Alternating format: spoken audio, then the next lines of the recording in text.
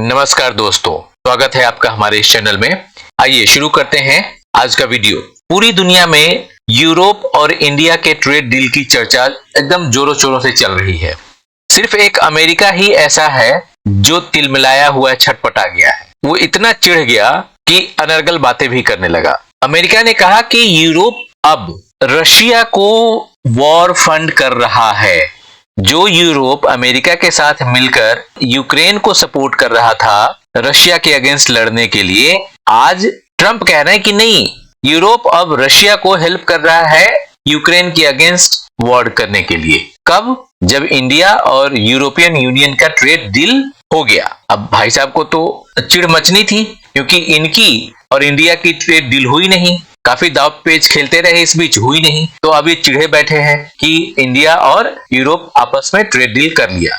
उन्होंने और आगे क्या कहा, इस पे हम आगे और डिटेल से चर्चा करेंगे। उसके पहले हम बात करते हैं कि इस डील को लेकर के दुनिया में क्या बात चल रही है, यूरोप वाले क्या कह रहे हैं और हुआ क्या है, इसके पीछे क्या कारण। यूरोपियन कमीशन प्रेसिडेंट है उर्सुला वॉन डेर लेन।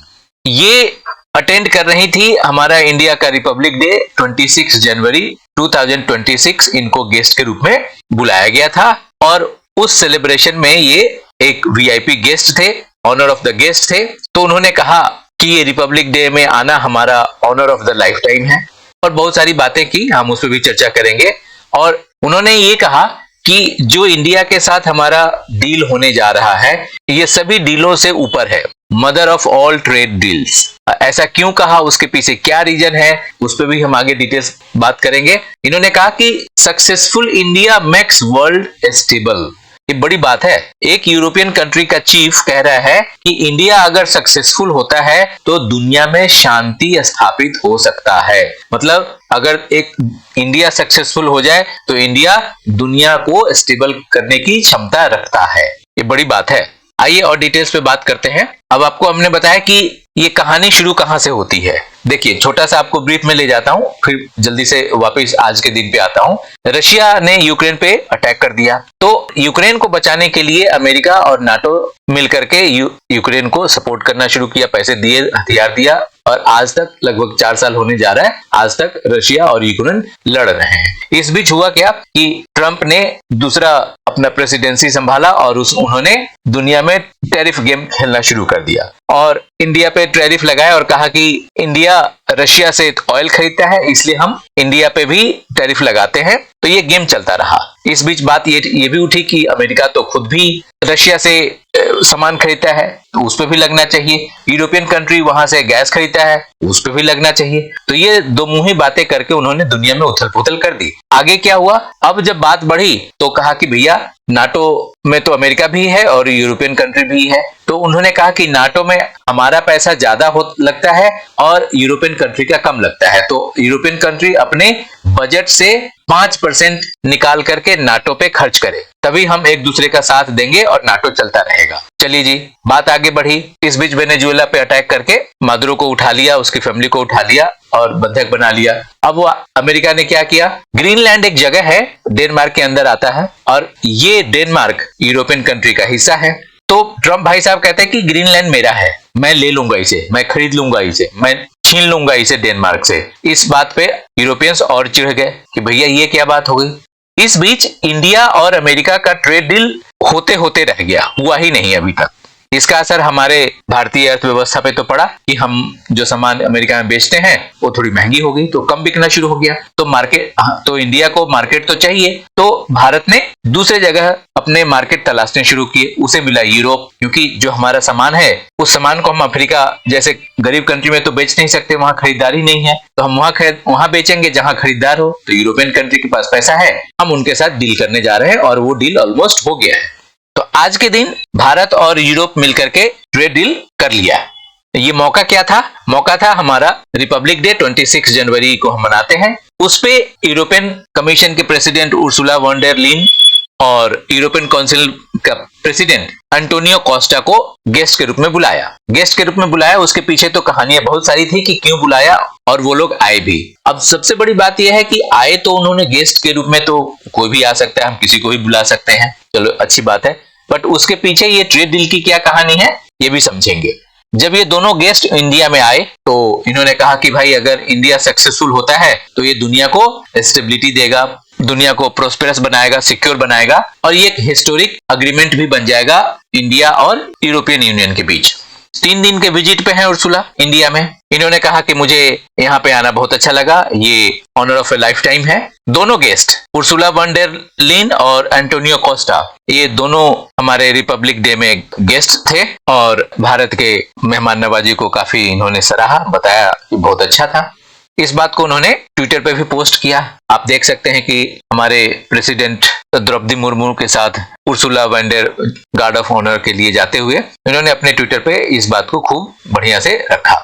इंडिया आने से कुछ समय पहले उर्सुला ने वर्ल्ड इकोनॉमिक फोरम जो डावोस में हो रहा था उसमें उन्होंने कहा कि मैं इंडिया जाऊंगी और अभी बहुत सारे काम करने हैं। इंडिया और यूरोप के बीच में अगर ये एग्रीमेंट हो जाता है तो ये बहुत बड़ी बात है, ये मदर ऑफ डील है और ये डील लगभग 2 मिलियन पीपल्स के लिए मार्केट क्रिएट करेगा। अब ये इंडिया और यूरोप के बीच में जो ट्रेड डील हुआ है ये अचानक ही नहीं हुआ है, इसके पीछे बहुत सारी कहानी चल रही है पीछे से। बट हाँ ये है कि ये स्पीड अप ज्यादा हो गया है। उसके पीछे रीजन ये है कि दोनों तरफ इंडिया को भी मार्केट चाहिए था और यूरोपियन यूनियन को भी मार्केट चाहिए था। इंडिया तो चलो टैरिफ अभी नया नया चल रहा है, तो इंडिया का जो मार्केट अमेरिका में था वो लगभग कम हो रहा था, तो इंडिया को मार्केट चाहिए और यूरोप में वो मार्केट मिल गया। लेकिन यहाँ यूरोप को क्या फायदा हुआ? यूरोप को फायदा ये है कि वो ट्रंप से हो गए त्रस्त। ट्रंप तो कहता है कि 5% अपने बजट का नाटो में लगाओ, खर्च करो सेना पे, तुम लोग खर्च करते नहीं हो। दूसरी बात है कि जो यूरोपियन यूनियन का जो हिस्सा है, जो 27-28 देश हैं, उनमें से एक जैसे डेनमार्क है, उसका एक हिस्सा है ग्रीनलैंड, उसको कब्जाने के पूरे मूड में आ गए हैं। जब से ये मदुरो को उन्होंने उठा लिया है तब से यूएस एकदम अपने क्रेजी मोमेंट में आ गया है। तो यूरोपियन यूनियन पे भी अमेरिका ने टैरिफ लगा दिया, तो यूनियन को लगा कि भैया ट्रंप साहब तो बड़े धोखेबाज हैं, ये कभी भी कुछ भी कर सकते हैं, इसलिए इन पे भरोसा किया नहीं जा सकता। चलो कोई मार्केट ढूंढते हैं, कोई दूसरा ऑप्शन लेकर के चलते हैं। उनको नजर आया इंडिया और इंडिया के साथ इन्होंने अपनी ट्रेड डील फाइनल कर ली। ये तो अभी ऐसा लग रहा है कि ये ट्रंप के सिनेरियो की वजह से हुआ है, लेकिन मैं आपको बता दूं कि ये इंडिया और यूरोपियन यूनियन के बीच जब पहली बार नेगोशिएशन चल रहा था ट्रेड डील, वो था 2007 में। 2007 से शुरू हुई, लेकिन वो एग्रीमेंट का नेगोशिएशन चलते 2013 तक सस्पेंड हो गया, रुक ही गया, कोई बातचीत ही नहीं हुई उसके बाद। तो नेगोशिएशन में क्या है, उसके पीछे बहुत सारे सेक्टर्स होते हैं, उस टॉपिक पे बात की जाती है कि हम अपने किस मार्केट को ओपन करेंगे, किस मार्केट में आप आओगे, कौन सा मार्केट हमारा फ्लोरिश करेगा या कौन सा मार्केट हमारा आपके आने से दब जाएगा, हमको क्या फायदा होगा, हमारे किसानों को, हमारे लोगों को कितना जॉब मिलेगा, है ना। बहुत सारी चीजों पे बात होती है, तो ये नेगोशिएशंस चलते हैं। तो ये नेगोशिएशंस 2007 से शुरू हुई, लेकिन 2013 में सस्पेंड हो गया। मोदी जी की सरकार आई, फिर 2022 से ये नेगोशिएशन शुरू हो गया और आज 2026 में ये फाइनल हो गया और ट्रेड डील साइन हो गया। अब इस ट्रेड डील का इंपैक्ट क्या पड़ेगा इंडियन मार्केट पे और यूरोपियन मार्केट पे? अब आप देखो कि इंडिया में जो यूरोपियन आइटम्स आते हैं, जो प्रोडक्ट्स आते हैं, आप पहले ये समझो कि यूरोपियन यूनियन से जो प्रोडक्ट्स इंडिया में आते हैं, जैसे ज्यादातर तो कार आते हैं, हम उसकी बात करते हैं, कार इंपोर्ट करते हैं, वो 110% लगता था, तो अब क्या हो जाएगा, अब 40%, काफी कम हो गया। दूसरी बात है कि क्या इंडिया में यूरोपियन कार्स की जो क्वालिटी होती है अच्छी होती है, बिल्ड क्वालिटी अच्छी है, इंपोर्ट डिजाइन अच्छे होते हैं, स्पीड अच्छी होती है, ओवरऑल मिलाकर के यूरोपियन कार्स अच्छी होती हैं। तो अब उसके टैक्सेस कम हो गए, टैरिफ कम हो गए, तो वो यूरोपियन कार्स इंडिया में काफी इजीली अवेलेबल होंगे। लेकिन आपको यहाँ पे ये देखना पड़ेगा कि इंडियन गवर्नमेंट ने अपना टैक्स तो घटाया ही है इन कारों पे, लेकिन लिमिटेड करके घटाया है, क्योंकि इंडिया में भी तो कार मैन्युफैक्चरर कंपनी है, इंडियन कंपनी है, टाटा है, महिंद्रा है, चलो ये तो बहुत सारे बड़ी नाम हो गए, और भी छोटी कंपनियां, मारुति है। तो इन पे क्या असर पड़ेगा, इनके लेबर्स का क्या होगा, इनका मार्केट तो कम हो जाएगा। तो भारत सरकार ने उसको बचा के रखा है, कहा है कि नहीं, हम जो गाड़ी इंपोर्ट करेंगे, जो कार्स आएंगी, वो गाड़ियां आएंगी जैसे वॉक्सवैगन की है, मर्सिडीज की है, BMW की है, ये जर्मन कारें हैं। तो 27 देशों का ये जो ब्लॉक है यूरोपियन यूनियन, इनमें जो कार की जो कीमत होगी 15,000 यूरो से ऊपर, वैसे कारों पे सरकार ने ये टैरिफ कम किया है, लेकिन उससे कम वाले दाम पे नहीं, क्योंकि हमें इंडियन कार मैन्युफैक्चरर को भी बचाना था। तो देखो भारतीय सरकार की जो इंटेलिजेंसी है कि वो हमारे वर्कर्स, हमारी कंपनी, हमारी जो इंडियन ओरिजिन की कंपनी है उसको भी बचाना था, उसके मार्केट को भी बचाना था। और इस पूरे डील में जो किसान है, डेयरी फार्म है, एग्रीकल्चर है, इन सबको बचा के रखा है, उस पे इनको छूने भी नहीं दिया है, कोई एंट्री नहीं दी है। ये है यूरोपियन काउंसिल के प्रेसिडेंट अंटोनियो कोस्टा। ये कह रहे हैं कि इंडिया और यूनियन ट्रेड डील एक मैसेज है जो अमेरिका ने टैरिफ खेल करके पूरे गंध मचा रखा है, उसके अगेंस्ट ये एक बहुत बड़ा मैसेज है। कहता है कि इंडिया यूरोपियन यूनियन का एक लार्जेस्ट ट्रेडिंग पार्टनर हो गया और ये overall mother of all trade deals है, जिसमें बायलैटरल ट्रेड होगा, इन्वेस्टमेंट होगा, और जो ट्रम्प टैरिफ जो पूरी दुनिया में वायरस की तरह फैला हुआ है उसके अगेंस्ट ये बहुत बड़ा कदम है। तो आप एक तरह से ये भी कह सकते हो कि अब यूरोपियन कंट्री अमेरिका के छत्र छाया से थोड़ा सा दूर होने की कोशिश कर रहा है, त्रस्त हो गए हैं यूरोपियन कंट्रीज। आगे इन्होंने क्या कहा कि इंडिया और यूनियन ट्रेड ये ऐसा पैक्ट है जो ये बताता है दुनिया में जो टैरिफ बढ़ रहे हैं उसको नकार रहा है, उसको हम एक्सेप्ट नहीं कर रहे हैं। ये जो प्रोटेक्शनिज्म है उसके अगेंस्ट ये हमने काम किया है। हमें बाइपोलर मोड में नहीं रहना चाहिए कि दो ही महाशक्ति हो, एक ही महाशक्ति हो और वही सभी बाकी सारी लोग उसी लोगों की बात सुने, ऐसा नहीं होना चाहिए। हमें मल्टीपोलर वर्ल्ड बनाना चाहिए और इससे क्या होगा, उसमें हम एक दूसरे के साथ मिलकर के ट्रेड डील करें, इंडिया और यूरोपियन यूनियन साथ आए और साथ मिलकर के काम करें, पार्टनर बने। अगर ऐसा हम करते हैं तो दुनिया में हम स्टेबिलिटी ला सकते हैं, प्रोटेक्टिविटी ला सकते हैं, रिलायबिलिटी ला सकते हैं और इंटरनेशनल रिलेशंस में हम एक दूसरे के साथ आगे बढ़ सकते हैं। इंटरनेशनल रूल्स को हम प्रोटेक्ट कर सकते हैं, उसको आगे बढ़ा सकते हैं।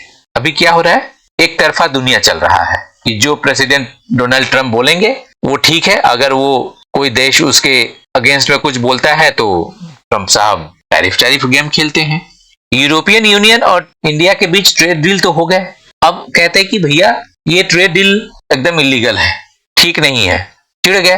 अब बोल रहे हैं कि जी यूरोप रशिया को फंड कर रहा है यूक्रेन के अगेंस्ट लड़ने के लिए। तो इसका मतलब क्या हुआ कि इंडिया और यूरोप जो ट्रेड डील किया है वो बेकार है, इलीगल है। डोनाल्ड ट्रंप ने यूरोप को धमकाया, वार्न किया कि अब तुम वॉर को फाइनेंस कर रहे हो, तुम रशिया के साथ चले गए। जिस रशिया के अगेंस्ट लड़ने के लिए हमने यूक्रेन को आगे बढ़ाया, नाटो दिया, पैसा दिया, अब तुम रशिया के साथ हो गए। कैसे हो गए? क्योंकि यूरोप और इंडिया आपस में ट्रेड डील कर लिए और वो trade mother of all trade deal हो गया। मतलब अब तुम वॉर को फंड कर रहे हो। वाह भाई, मतलब जब तक हम तुम्हारी बात मान रहे थे तब तक ठीक था, अब हम तुम्हारी बात नहीं मान रहे हैं तो हम रशिया को हेल्प कर रहे हैं वॉर करने के लिए। यूएस ट्रेजरी सेक्रेटरी है स्कॉट बेसेंट, ये कहा कि भैया यूरोप में have significantly phased out direct energy ties with Moscow. वो बात वही हो गई, but they are indirectly funding the Russia Ukraine war by purchasing Russian oil products refined in India. भाई अगर ये ट्रेड डील हुआ है तो इंडिया जो प्रोडक्ट बनाएगा उस प्रोडक्ट में कुछ ऐसे भी प्रोडक्ट होंगे जो रिफाइंड होंगे, जो रशियन ऑयल हमने परचेज किया उस ऑयल से हम बहुत सारे अलग अलग प्रोडक्ट्स बनाते हैं और वो यूरोपियन यूनियन को चाहिए तो वो खरीदेंगे, हमसे खरीदते हैं, इंडिया से खरीदते हैं। तो कह रहे हैं कि इनडायरेक्टली आप रशिया यूक्रेन वॉर में इंडिया के प्रोडक्ट्स खरीद करके जो India Russian oil based product है उसको आप परचेज करते हो, इनडायरेक्टली आप रशिया को फंड कर रहे हो यूक्रेन वॉर को बढ़ाने के लिए। कुल मिलाकर के ट्रंप भाई साहब चिढ़ गए हैं, इनको ये पसंद नहीं आया कि इंडिया और यूरोप आपस में डील कर लिए। इस ट्रेड डील का जो डिटेल्स है हम अगले वीडियो में लाएंगे। इस ट्रेड डील को लेकर के आपका क्या ओपिनियन बनता है कमेंट से बताइए। आपके मन में कुछ विचार चल रहे हैं कमेंट के माध्यम से हमें बताइए। वीडियो कैसा लगा जरूर शेयर कीजिएगा, इस वीडियो को लाइक कीजिए, शेयर कीजिए, सब्सक्राइब कीजिए। फिर मिलते हैं किसी अगले वीडियो में, तब तक के लिए जय हिंद, जय भारत, जय सनातन।